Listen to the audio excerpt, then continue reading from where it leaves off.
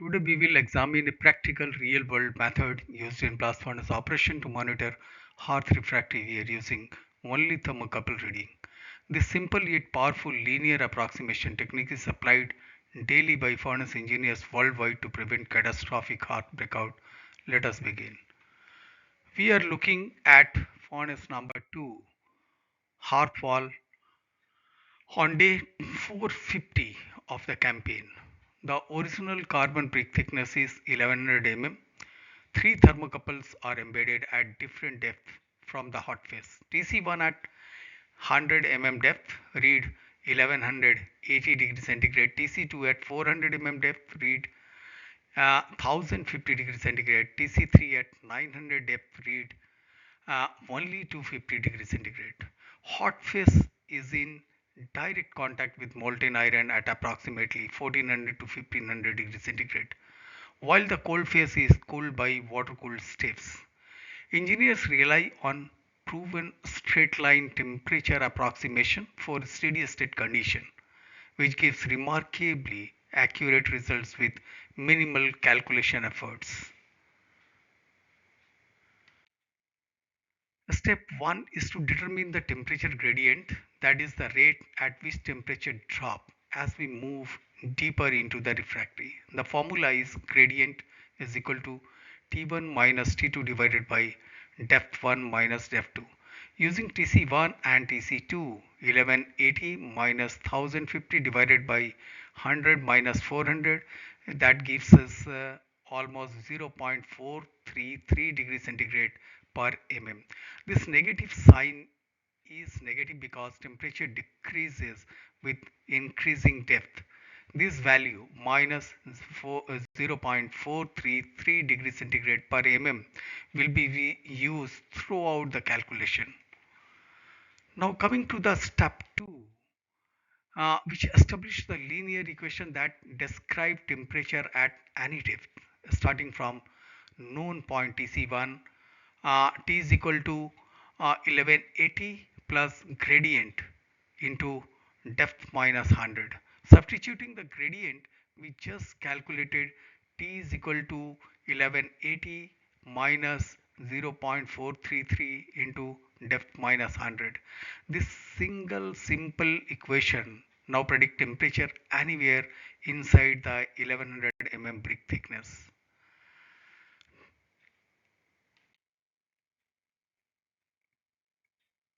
The critical question is where inside the wall is the temperature exactly 1150 degrees centigrade. Why 1150 degrees centigrade? Because this is approximately the solidification temperature of hot metal under hearth condition. Everything hotter than 1150 degrees centigrade is liquid iron. Everything cooler is protective solid skull. Set T is equal to 1150 degrees centigrade in our equation. 1150 is equal to 1180 minus the gradient that we have derived 0.433 into depth minus 100 into 30. That gives us a 169 mm. Therefore, the 1150 degree isotherm sits 169 mm from the hot face. Now let us interpret this number. Uh, Original brick thickness is 1100 mm, which is a reference of 1150 degree centigrade isotherm position, which derive at 169 mm from the hot face. Since 169 mm is far less than 1100 mm, the dangerous liquid iron is stopped well inside the first 169 mm by a thick layer of re-solidified iron called skull. The skull thickness is equal to 169 mm. So excellent natural protection remaining safe refractory, which is equal to 1100 minus 169, that is 931 mm. It's very safe condition. If ever the calculated isotherm depth exceed 1100 mm, liquid iron has penetrated past the brick, an extremely serious situation requiring immediate increase in cooling water and possible production slowdown. Here is the physical picture. Hot phase in contact with molten iron at 1400 degrees centigrade. First 169 mm protective skull of solid iron up to the 1150 degrees centigrade line. Next 931 mm. Intact carbon brick well below damaging temperature. Cold phase at 250 degrees centigrade against the cooling steps. The skull acts as a self-healing shield that protect the expensive refractory for many years. Finally, here is how to automate this check in less than 5 seconds every day. Create a simple spreadsheet exactly as shown. Column B, depth 100 and 400. Column C, today's thermocouple temperature.